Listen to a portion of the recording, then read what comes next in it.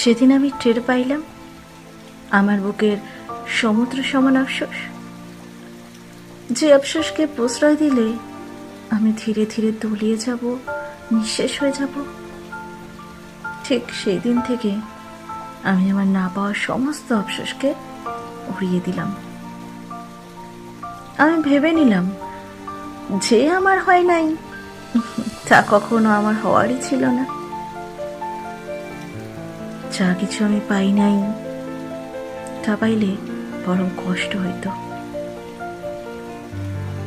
এইটারে মিথ্যে সান্ত্বনা বলাই যায়, কিন্তু যে মিথ্যে আমার ভালো থাকতে দেয় সে মিথ্যেটাই আমি চোখ বন্ধ করে ভালোবাসি।